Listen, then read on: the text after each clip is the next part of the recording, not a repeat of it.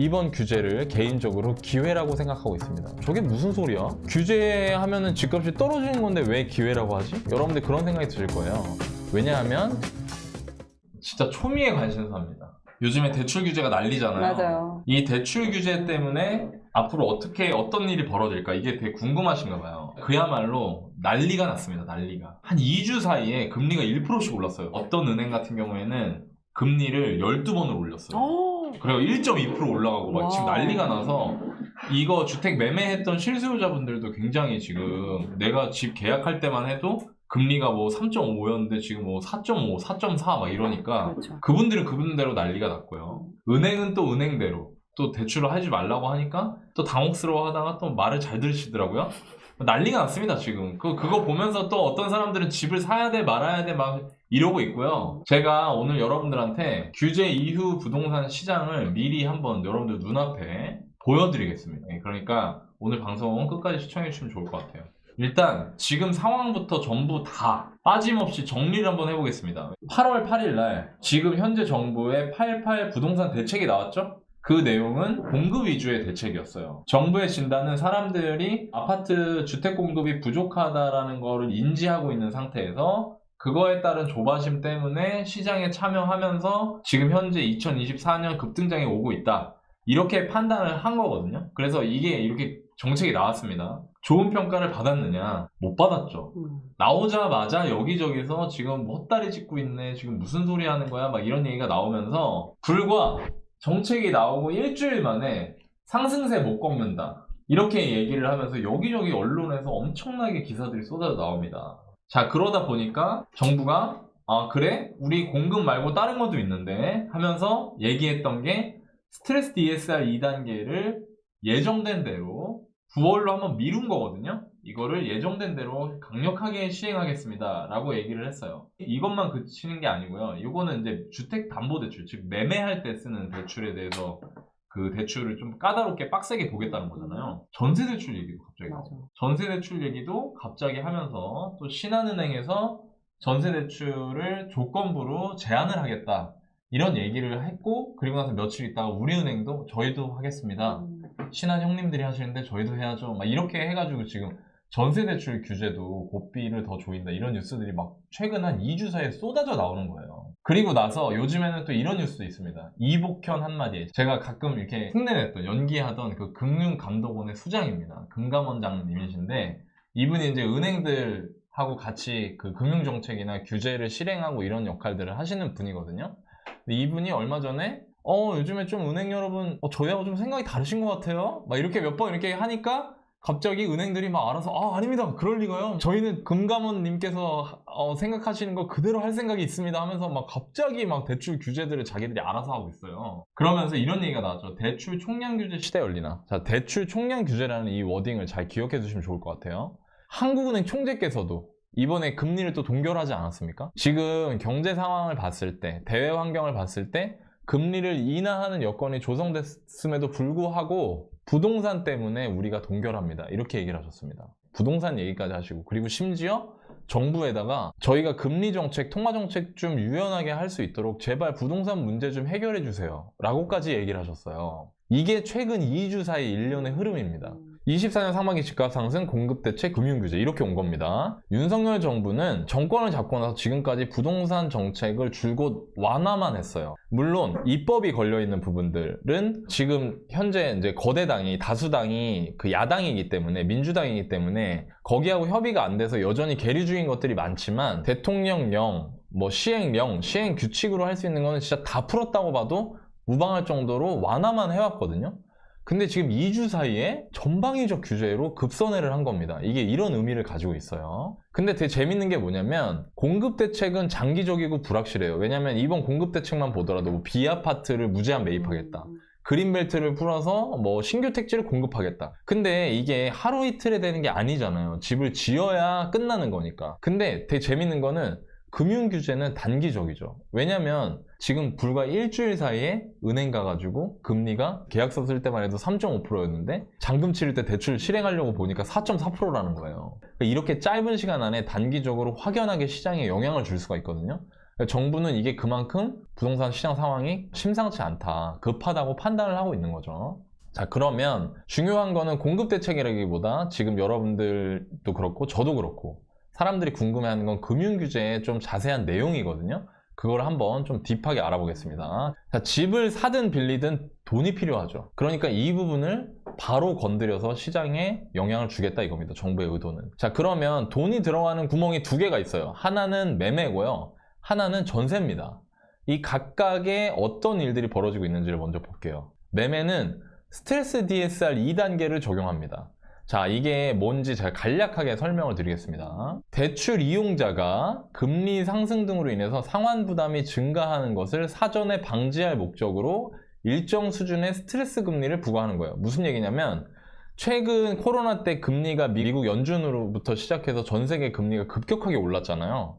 전 세계 금리가 급격하게 오르면서 굉장히 많은 돈을 빌린 분들이 고통을 받았습니다. 그러니까 이런 것들을 보면은 대출의 안정성이 떨어진다고 생각하는 거예요. 그래서 대출을 해줄 때 최근 몇 년 동안 있었던 최고 금리와 지금 대출 금리의 차이를 일정 부분 반영해서 한도를 줄이는 겁니다. 스트레스를 준다 이거예요. 스트레스를 줘서 대출의 한도를 낮출 수 있게, 대출을 많이 못 받게 하겠다 이겁니다. 스트레스 DSR이. 대출 금리는 이 스트레스 DSR 2단계를 적용했을 때 많은 분들이 오해하시는 게 대출 금리 자체를 올린다고 생각을 하세요. 근데 그게 아니라 대출 금리는 그냥 시장 금리를 적용을 받습니다. 요것만 적용하면. 그런데 아까 말씀드린 것처럼 한도가 축소가 되는 거죠. 즉 구매력이 감소하게 되는 겁니다. 이걸 조금 더 세부적으로 보면 2단계는 당초에 그 적용하는 스트레스 금리가 0.75%였는데 이거를 수도권만, 왜 수도권만이냐? 수도권만 집값이 오르니까요. 수도권만 1.2%로 인상해서 더 큰 한도 축소 효과가 드러나게 적용을 하는 겁니다. 근데 이게 되게 재밌는 게 지난 7월에 원래 도입 예정에 있었거든요. 근데 이거를 자영업자분들이나 이런 분들이 너무 힘들다 하는 이유로 2개월 연기를 해서 9월부터 적용을 하는 거예요. 자, 그럼 대충 내용을 아셨을 거예요. 스트레스 DSR 2단계가 적용이 되면 대출을 많이 못 받게 된다. 이전보다 덜 받게 된다 이거였잖아요. 소득이 5천만 원인 직장인이 변동금리 4%로 40년 원리금 균등 상환 주택담보대출을 받으면 수도권에서는 이전에 받을 수 있었던 대출 대비해서 4천만 원이 줄어듭니다. 비수도권 같은 경우에는 2천만 원이 줄어들죠. 자, 그럼 이렇게 되면 어떤 일이 벌어지냐면 대출을 통해서 매입이 활발한 지역, 특히 이제 무주택자분들 같은 경우에는 첫 구매니까 대출 없이 서울에 집 사는 사람 거의 없잖아요. 대출을 통해서 매입이 활발한 지역, 이런 곳들은 구매력이 감소를 하겠죠? 그렇죠? 그러면 저 지난 한 달 전에 제가 했던 방송에서 지금 현재 상황이 이렇습니다 하고 보여드렸던 게 있는데 신생아 특례 대출이나 이런 것들을 통해서 무주택자분들이 시장에 진입을 하고 있다. 자, 그분들이 주로 사는 집이 9억 이하 집들이었어요. 왜냐면 처음 사니까 그거보다 비싼 집 살 수 있는 사람 많지 않잖아요. 그럼 그 사람들이 그 집을 사는데 그 집을 산다는 얘기는 누군가는 그 집을 판다는 거죠. 자, 그럼 그 집을 판 사람들이 그 판 돈 가지고 어디를 가는 거예요?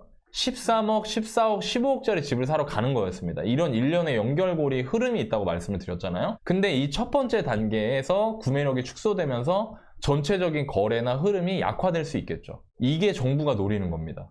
이거를 통해서 사람들이 집을 사는 걸 좀 더 까다롭게 하고, 그래서 갈아타기 수요가 매도가 안 되게 하고, 매도가 안 되니까 갈아타기도 못하게 하고, 그래서 상급지에 있는 아파트들도 거래가 안 되고 매물이 쌓이고 가격이 좀 주춤하게 만들겠다. 이게 스트레스 DSR 2단계를 차질 없이 도입해서 적용하겠다는 정부의 의도라고 보시면 돼요. 자, 그 다음에 전세가 있죠. 조건부로 전세 대출을 해주지 않겠습니다 라고 얘기를 하는 겁니다. 이거를 지금까지는 신한은행하고 우리은행만 하겠다고 얘기를 하고 있는데 제 생각에는 다른 은행들도 눈치 보다가 할 수 있을 것 같아요.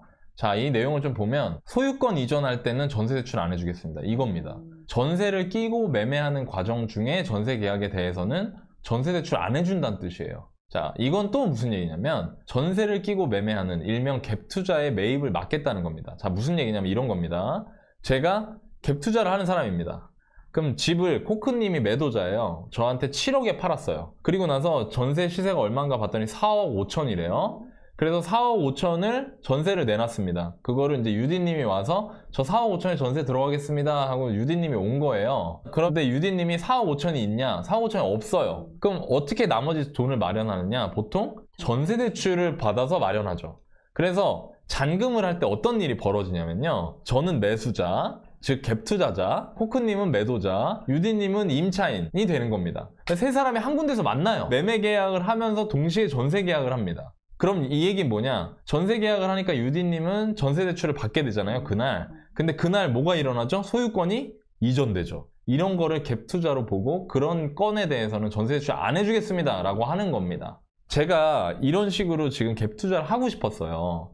그런데 이걸 안 해준대요. 자, 그러면 유디님이 전세대출을 받아야만 4억 5천짜리 전세대출 들어올 수 있는 거잖아요. 근데 유디님이 어떻게 되죠? 이제 이런 사람이 사라지죠. 전세대출 안 해주니까. 그러면 저는 어떻게 되냐면 전세대출을 받아서 이 전세 4억 5천을 임차인분이 줘야 잔금을 치를 수가 있는데 그걸 못하게 되니까 이거 이제 못하네가 되는 겁니다. 즉 투자로 매입하고자 하는 의향을 가진 사람들이 심리적으로 타격을 받고 위축이 되겠죠. 자, 그러면 제가 코크드림님한테 집을 살 수가 있을까요? 못 사게 되죠. 이것도 구매력을 약화시킬 수 있다는 겁니다. 근데 이게 시간이 지나면 어떤 일이 벌어질 수 있냐면 전세 물건이 이럴 때 나왔잖아요. 어쨌든. 그렇죠.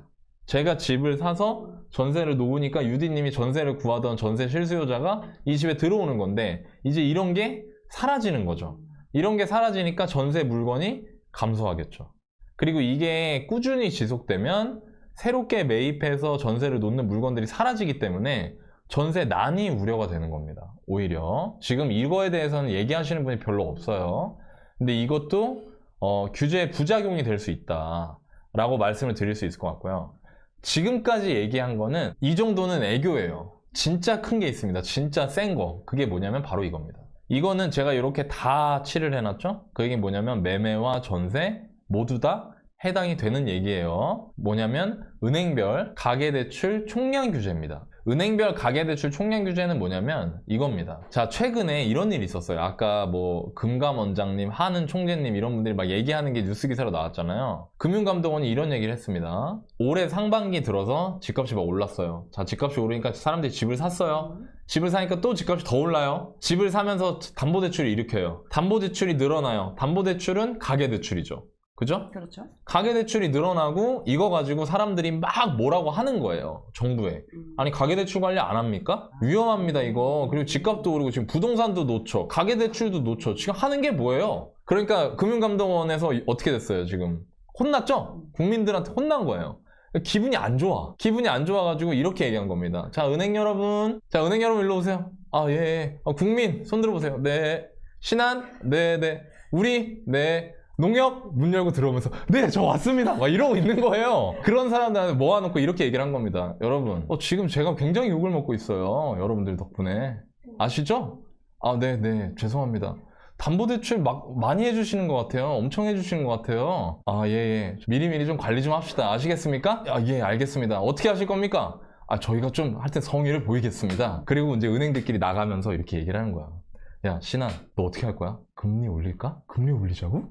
그래, 금리 올리자. 금리 올리면은 우리가 면도 서고 금감원 형한테 안 혼나고, 그리고 금리 올리면 우리도 이자 많이 받을 수 있잖아. 이거 완전 땡큐 아니야? 그래가지고 어떻게 했냐면 금리만 올렸습니다. 최근 몇 달 동안. 자, 그러니까 또 갑자기 금감원이 이런 얘기를 하는 거예요.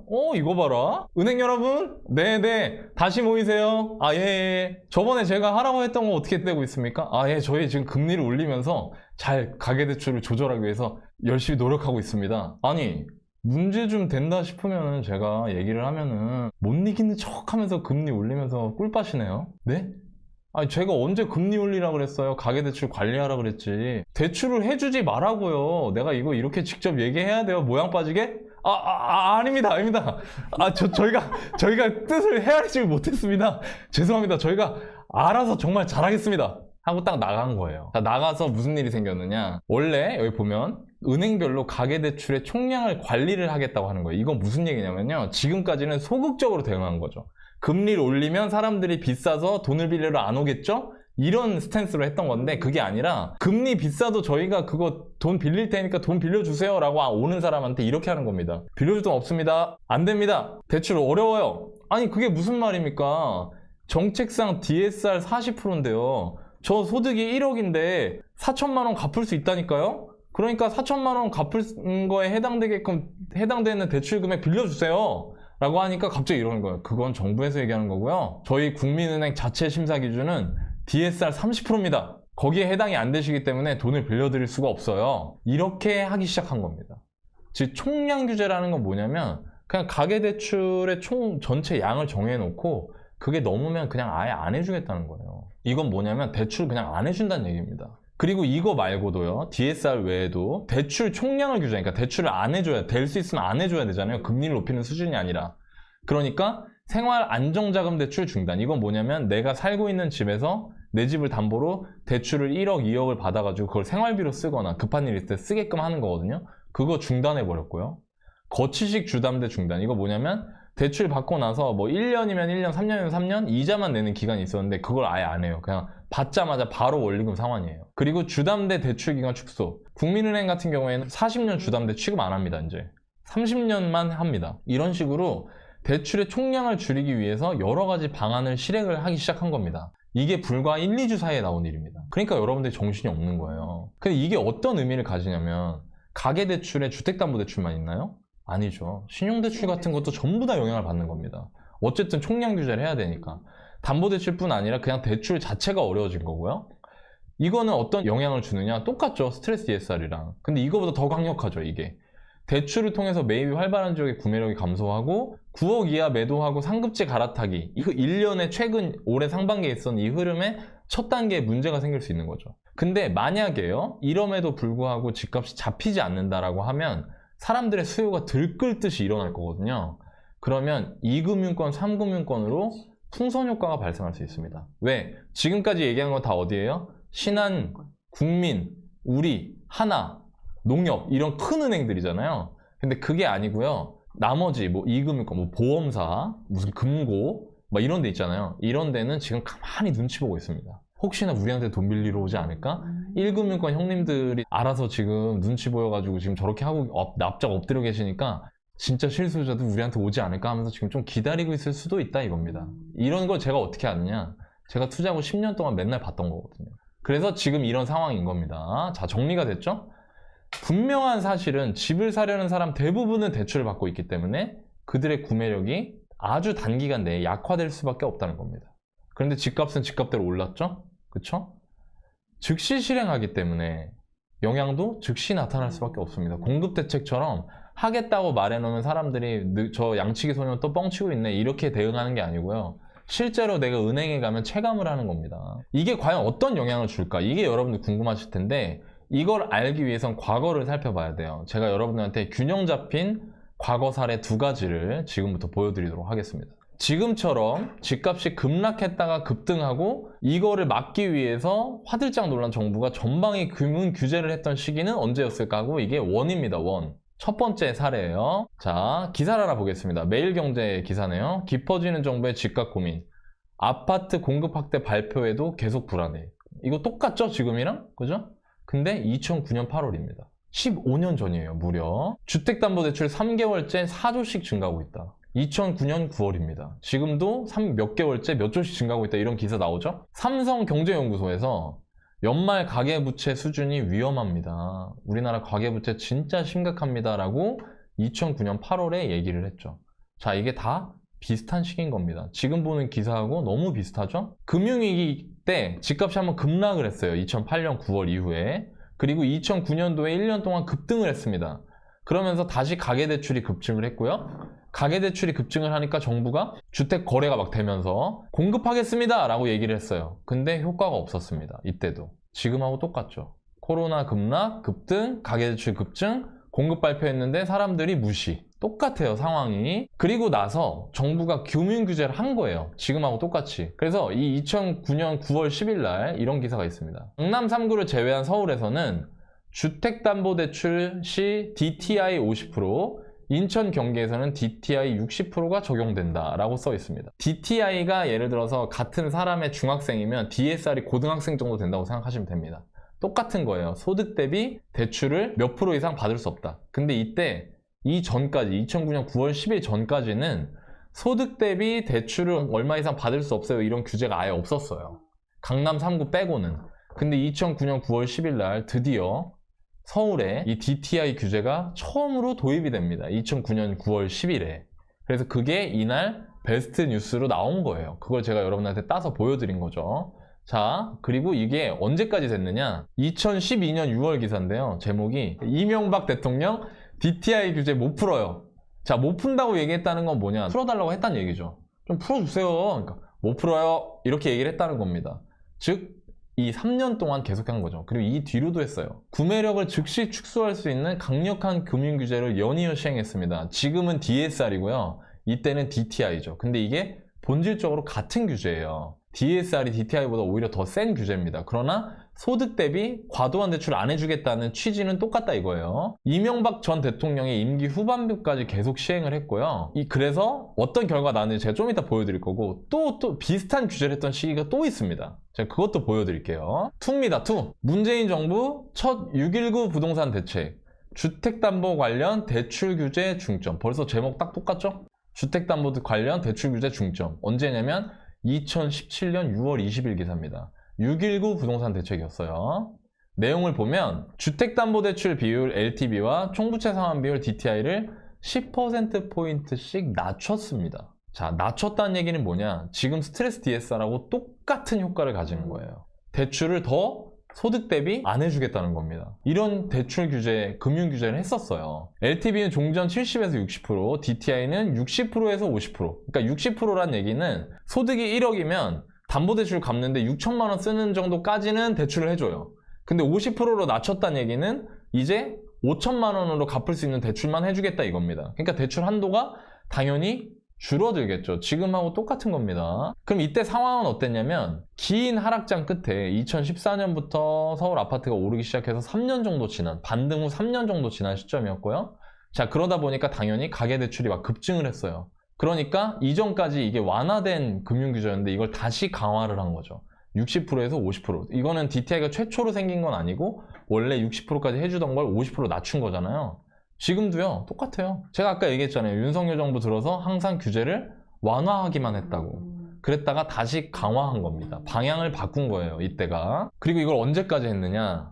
2019년 12월 16일 기사입니다. 시가 9억이 넘는 주택에 대해서는 대출자별로 40%를 넘을 수 없다. 자, 아까 50%로 내렸었잖아요. 근데 40%로 줄었죠. 또 한 겁니다. 더 한 거예요. 아까는 시기가 2017년이었잖아요.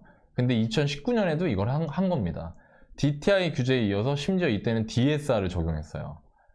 문재인 전 대통령이 임기 후반부까지 계속 시행을 했고요. 자, 그러면 이제 제가 두 개를 보여드렸습니다. 지금하고 비슷한 상황을 각각 결과는 어떠했을지를 보여드리겠습니다. 여러분 이거 되게 중요한 얘기니까 잘 들으셔야 돼요. 여러분들이 대부분 이 둘 중에 하나만 봅니다. 이 두 개 중에 하나의 콘텐츠만 보게 돼요. 근데 이 두 개를 다 봐야 여러분들이 지금 상황을 냉정하고 정확하게 판단할 수 있어요. 제가 지금부터 그걸 해설을 해드리겠습니다.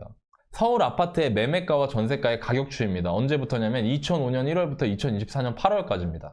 파란색이 매매가고요. 빨간색이 전세가입니다. 그리고 최근에 가격이 올라가는 게 여기 지금 반영이 돼 있죠? 전세가 조금 더 먼저 올랐고 매매는 최근 들어서 이제 좀 더 급격하게 올랐고요. 이명박 정부가 DTI 규제를 실행했던 시기는 2009년 9월이었습니다. 이때였죠? 금융위기 때 여기 정점 꼭지 찍었다가 여기서 팍 떨어지고 그 다음에 다시 급등을 하니까 놀라서 이때 규제를 한 거예요. 보이시나요? 자, 여러분들 요거 보십시오. 지금 최근에 올라간 것도 그래프에서 요거밖에 표현이 안 됩니다. 그러니까 이때도 엄청나게 올랐던 거예요. 규제가 실행이 됐습니다. 실행이 되고 이 규제가 언제 완화가 됐냐, 풀렸느냐면 2014년 중순에 정권이 바뀌고 박근혜 정부에서 이거 집값 너무 떨어져서 지금 힘들다. 경기 회복이 안 된다 해서 이때 DTI 규제를 완화했습니다. 이때 결과를 보면요. 이거 어때요? 매매가. 쭉 미끄러지죠? 이게 규제가 잘 작동을 한 겁니다. 이때. 이 규제가 굉장히 시장에 잘 들어맞았어요. 엄청 먹혔습니다. 이게. 그러니까 제가 2012년에 이명박 대통령한테 규제 좀 풀어주세요 하니까 이명박 대통령이 뭐라고 했다고요? 안 풀어줄 거예요 라고 했다고 했죠? 그러니까 이게 벌써 이렇게 빠지니까 사람들이 막 아우성을 친 겁니다. 규제 풀어달라고. 근데도 이명박 대통령이 가계부채 여전히 심각하고요. 이거 못 풀어드립니다. 라고 해서 더 빠진 거예요. 그 뒤로. 자, 그럼 이것만 보면 이번 규제 때문에 집값이 떨어질 것 같죠? 그런데 문재인 정부가 DTI 규제를 강화했던 게 2017년 6월입니다. 요때예요. 두 번째로 더 강화한 거. DSR 규제를 강화했던 게 이때입니다. 자, 이때는 규제 실행한 다음에 완화를 했죠. 근데 이때는 DTI 했다가 더 센 놈을 했어요. 왜 그랬을까요? 규제가 안 먹혔으니까요. 이때는 규제가 안 먹혔습니다. 지금 여러분들이 보실 수 있는 콘텐츠들은 이 얘기만 하거나 이 얘기만 합니다. 이 규제가 무용지물일 거라고 얘기하시는 분들은 이 얘기만 하고요. 이 규제가 잘 먹힐 겁니다라고 얘기하는 사람들이 이 얘기만 합니다. 그래서 이 두 개를 다 봐야 돼요. 규제도 규제지만 더 본질적으로 중요한 요소가 있고 제가 그걸 지금부터 얘기를 한번 해볼게요. 이명박 정부는 전세 대비 매매가가 비쌌던 시기였어요. 잘 보십시오. 제가 전세 그래프를 괜히 그려놓은 게 아닙니다. 여기 매매 차트가 있죠? 요게 빠진 거 요것만 보이셨잖아요, 여러분들은. 근데 이 규제를 시행한 시기의 전세를 보세요. 자, 이 차이가 어때요? 커요. 크죠? 즉 전세 대비 매매가 굉장히 비쌌어요. 이때 당시 서울의 평균 전세가율은 40%였습니다. 전세가율이란 매매가 대비 전세가의 비율이에요. 매매가 평균이 10억이었으면 전세가 4억밖에 안 했다는 얘기입니다. 그런데도 불구하고 집값이 왜 올랐느냐? 조급했어요, 이때 사람들이. 근데 문재인 정부 때는 어땠냐면 이때 보십시오. 규제 시작하던 시기에 전세가와 매매가의 차이가 어때요? 작죠? 이때는 이렇게 벌어져 있잖아요. 이때는 전세 대비 매매가가 쌌습니다. 그러니까 이 시기에는 규제가 무용지물이 됐어요. 이게 왜 그랬느냐? 무려 전세가율이 70%였습니다. 이때 서울 평균이. 그러면 서울의 전세가율이 상대적으로 높은 아파트들 같은 경우에 이런 일들이 있었던 거예요. 매매가 5억인데 전세가 4억 이랬던 거예요. 80%잖아요. 그러면 그죠? 그런 아파트들이 수두룩 빽빽이었습니다. 이때 제가 투자를 하러 다녔었기 때문에 알고 있습니다. 근데 이때의 수요는 뭐냐? 강력하고 확고한 수요입니다. 이 사람들은. 예를 들어볼게요. 자, 지금 집값이 10억인데 전세가 4억밖에 안 해요. 집값이 근데 8억까지 떨어졌다가 10억으로 올랐어요. 마음이 급해, 이제. 지금 못 사는 거 아니야? 근데 갑자기 대출 규제를 막 해. 그럼 총량 관리하고 막 은행 갔더니 막 죄송해요, 저희도 또 안 해드리고 싶어서 안 하는 게 아니고요, 금감원장님이 하도 으름장을 놓으셔가지고 저희도 어쩔 수가 없어요, 막 이렇게 되는 거예요. 자, 그러니까 그 사람들이 이거 집 못 사겠는데? 살긴 살아야 되잖아요. 그렇죠. 전세를 봤더니 전세가 4억이네? 전세 한번 살아야 되나? 어차피 집 못 사게 하는데? 많이 오르기도 했고 대출도 안 나오고 전세는 싸. 그러니까 전세 선택을 하는 거예요. 그 여기 보십시오. 전세가 어떻게 돼요? 올라가요. 계속 올라갑니다. 매매가 안 되니까. 그리고 이게 꺾이고 나서는 매매가가 계속 떨어지니까 무서워서 또 일로 쏠리는 겁니다. 그러면서 전세가 계속 올라요. 또 반대로 이 시기는요, 어땠냐면 이런 겁니다. 매매가 10억인데 전세가 7억이에요. 그리고 이 사람들은 어떠냐면 과거에 무려 거의 10년 동안 전세난에 시달렸어요. 보이시나요? 전세 10년 동안 오른 거? 이렇게 올랐다라는 전세가 10년 동안 올랐어요, 거의. 전세가 10년 동안 오르니까 이 사람들이 너무 시달린 거야. 맨날 뉴스 열면은 껐트하면은 전세 대란, 서울 엑소더스, 서울에서 전세 난민 발생, 서울에서 전세 살던 김모 씨, 뭐 김포로 이사, 막 이런 기사들이 맨날 나왔어요. 이때는 오히려 매매에 대한 얘기는 잘 없었어요. 전세가 훨씬 더 체감이 고통스러웠으니까 사람들이. 전세에 이미 시달릴 대로 시달렸고요. 집을 좀 이제 올라가는 것 같아서 사볼까 했는데 그거 사볼까 하니까 또 규제를 하는 거야. 3년 동안 올랐다고. 자, 그럼 보세요. 10억짜리 집을 사려고 하는데 이게 한 4년 전에는 한 8억 정도 했어. 한 4년 동안 한 2억 정도 이렇게 오른 거예요. 집 사야겠다. 전세 계속 오르고 이거 남 좋은 일만 시켜주는 것 같다. 은행에 갔어요. 대출 안 됩니다. 저기 금감원장님이 하지 말래요. 그런 게 어딨어요. 나 지금 전세 안 살 거예요. 전세도 7억인데 매매 10억이면 집 사는 게 낫지. 내가 전세 지금 얼마나 시달렸는지 알아요? 나 집 살 거예요. 안 됩니다, 안 됩니다. 그럼 대출 어디서 해주는 거예요? 도대체 무슨 실수요자를 이렇게 못 살게 굴어? 왜 이러는 거야? 이러니까 그 은행원께서 이렇게 얘기를 합니다. 새마을금고로 한번 가보시는 건 어떨까요? 저희는 못 해줍니다. 고객님이 저희 주거래 단골이셔서 제가 특별히 말씀드리는 거예요. 그러면서 2금융권, 3금융권으로 몰려가기 시작합니다. 사람들이. 그러면서 풍선효과가 일어났어요. 그러니까 또 2금융권 맞고 2금융권 망하니까 또 3금융권으로 넘어가고 막 이런 일이 생겼었거든요. 그러면서 규제가 무용지물이 된 겁니다. 그리고 집값이 올라가니까 그거보다 더 센 놈, DSR 규제를 한 거죠. 근데 되게 재밌는 게요. 이거 규제하고 나서 어떻게 됐죠? 폭발을 했습니다, 이때. 물론 코로나 금리 인하도 있었지만 이런 히스토리를 가지고 있다는 거예요. 지금 현재 여러분들 이게 궁금하실 겁니다. 지금은 어떻죠? 너나이님?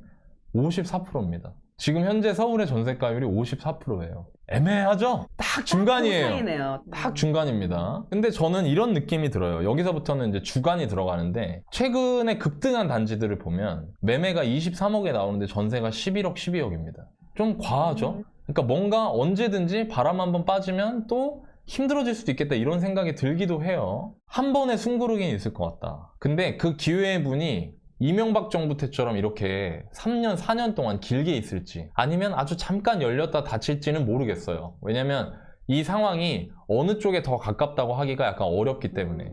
그런데 저는 이번 규제를 개인적으로 기회라고 생각하고 있습니다. 저게 무슨 소리야? 규제하면은 집값이 떨어질 것 같다는 얘기인데 결국에는 숨고르게 한다는 거는 그럼 집값이 떨어지는 건데 왜 기회라고 하지? 여러분들 그런 생각이 드실 거예요. 근데 저는 이렇게 생각해요. 지금 여러분들이 보고 계시는 부동산 콘텐츠 혹은 뉴스 이런 것들에서 제가 문제점을 느끼고 그거를 제가 미약한 힘이지만 해결하고 싶은 건 뭐냐면 떨어질 거야, 오를 거야 라고 얘기하지만 아무도 어떻게 해야 된다고는 말을 안 합니다. 떨어질 겁니다. 그럼 떨어지면 어떻게 해? 뭐 언제까지 기다려? 오른대. 지금 상황에서 집값이 오를 것 같으면 나는 뭘 해야 돼? 이런 것들이 없어요. 그냥 오른다 떨어진다에 대한 얘기만 있는 거예요. 근데요, 저는 이렇게 생각해요. 가치 있는 부동산이라면, 그리고 그게 사람들이 나뿐만 아니라 다른 사람들도 좋아할 만한 것이라면 통화량이 늘어나고 화폐 가치가 떨어짐에 따라서 원화로 표시되는 그 표시된 가격이 상승하는 그 일은 자연스러운 거라고 생각합니다. 자본주의에서. 즉 부동산 우상향은 긴 시계열로 보면 맞는 말이라고 생각을 해요. 그러면 그런 관점으로 봤을 때 가격이 어느 순간 숨고르기를 하거나 눌림목이 생기거나 이러면 내 집을 마련하고자 마음을 갖고 있는 사람들한테 그게 기회가 아니고 뭡니까? 당연히 기회죠. 그래서 저는 기회로 보고 있어요. 왜냐하면 제가 좀 전에 말씀드린 것처럼 조금이라도 싸게 살 수 있으면 이전 대비 저렴한 가격이야말로 가장 큰 호재니까요. 이거를 사람들이 막상 가격이 빠지거나 하면 이제 더 떨어진다고 생각하면서 그걸 호재로 생각을 안 하고 악재로 생각을 합니다. 근데 저는 반대로 생각한다 이거예요. 마지막입니다. 근데 제가 방송에서 이 말씀을 드렸어요. 만약에 지금부터 상승이 계속되면 정부의 정책이 출현 가능할 겁니다. 정부의 정책이 나올 겁니다. 비아파트 공급 대책이 나오고 주담대 금리 인상 요구를 할 거고요. 전세대출 DSR 관련된 규제 실행이 될 거고요. 더 심해지면 규제 지역이 확대될 거라고 말했습니다. 지금 제가 말씀드린 것 중에 아직 안 나온 건 규제 지역 확대밖에 없죠. 어떤 방향으로 가도 기회는 다시 올 겁니다 라고 말을 했습니다. 한 달 반 전에, 그죠? 여러분들께서 그 기회를 부정하고 거부하지만 않으면 여러분들이 집값이 떨어지는 게 내가 어차피 내 집 마련할 나한테는 이전보다 가격이 조정받거나 더 이상 오르지 않거나 이런 것들이 나한테 기회라는 생각을 하고 계신다면 그분들한테는 그게 기회인 거죠. 그죠? 그래서 제가 이렇게 말씀을 드렸습니다. 여러분들이 가고 싶은 집, 그리고 내가 이 정도 가격이면 이 아파트를 사고 싶어 라는 거를 잘 준비해 두시기 바란다고 말씀을 드렸어요. 그리고 그 시기가 저는 지금 왔다고 생각을 합니다. 여러분들이 살고 싶은 집 혹은 여러분들이 살 수 있는 집 이런 것들과 기준 가격을 잘 정해보시고 그 단지를 포기하지 않고 잘 보셨으면 좋겠고요. 오해하시면 안 되는 게 제가 좀 말씀드리고 싶은 게 뭐냐면 얼마 전에 그 뉴스를 봤어요. 2030 세대 주택담보대출이 어마어마하게 늘었다. 그런 뉴스도 봤어요. 이전까지만 해도 노도강 영끌이었는데 지금은 마용성 영끌이다. 이런 얘기를 하시더라고요. 집값이 주춤하거나 조정을 받는다고 해서 영끌해도 된다는 얘기는 절대 아닙니다. 지금 아니면 안 될 것 같아 이런 생각으로 막 불나방처럼 덤벼드시는 분들 있거든요. 근데 여러분들 그렇게 했다가 잘못하면은 만약에 조정이 왔는데 이명박 정부 때처럼 돼버리면 되게 힘든 일이 생길 수도 있습니다. 과한 욕심 내지 마시고 차근차근 여러분들 좋아하시는 상급지 가시면 되니까 무리하지 않는 선에서 내 집 마련 하시는 거 꼭 염두에 두시면 좋을 것 같고요. 만약에 조정이 온다면 이번 기회를 잘 살리셔서 꼭 여러분들이 내 집 마련을 하셨으면 좋겠습니다. 그리고 그걸 하기 위해서 필요한 게 내가 갈 수 있는 집의 후보를 정하고 이 정도면 사겠다는 기준 가격을 가지고 있는 겁니다. 그리고 그게 되면 매수하는 겁니다. 저는 그렇게 말씀드리고 싶고요. 마지막으로 제가 한 달 반 전에 이 얘기를 했잖아요. 여러분들은 얼마나 준비를 하셨습니까? 한 달 반 동안. 제가 이거 한 달 반 전에 이거 그대로 썼던 내용이잖아요. 그리고 이렇게 만약에 상승이 계속되면 정부 정책이 나올 거고 정부 정책이 나왔습니다. 그래서 진짜로 조정이나 눌림목이 올 수 있습니다. 그게 길지 짧을지 모르지만 그러면 지금 같은 기회가 왔을 때 바로 행동에 옮길 수 있는 사람이 있을 거고요.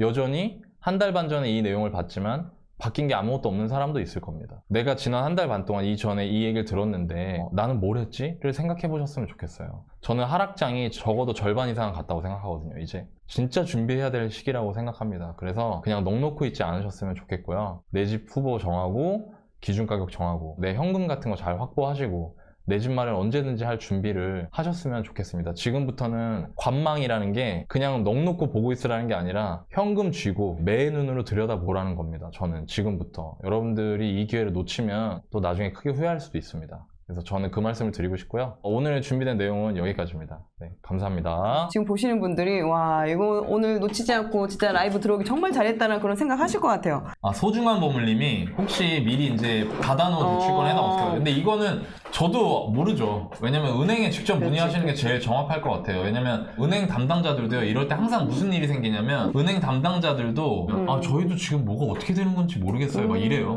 내가 이미 계약을 하고 대출을 받으려고 준비하고 계시던 분들은 빨리 은행에 직접 확인을 한번 해보시는 게 좋을 것 같아요. 네. 디딤돌 생애 최초는 받아도 상관없나요? 디딤돌 생애 최초 받아도 상관없는데 정부에서 제일 먼저 한 게 디딤돌 대출이랑 그 보금자리론 같은 거 금리 올린 겁니다. 네. 그러니까 정부는 아는 거예요. 정부가 바보 같죠, 여러분들? 정부가 어리숙해 보이잖아요. 다 알고 있습니다. 아까 제가 말씀드린 것처럼 이번 지난 2024년 상반기 상승장은 6억 이하 주택, 9억 이하 주택이 거래가 트이면서 그거를 마중물 삼아서 그거 판 사람들이 상급지 가면서 여기까지 온 거거든요. 6억, 9억 이하 주택의 대출을 영향을 많이 주는 게 그런 정책 대출이에요. 디딤돌 대출, 뭐 특례보금자리 이런 거거든요. 그거부터 일단 금리를 팍 올려버린 겁니다.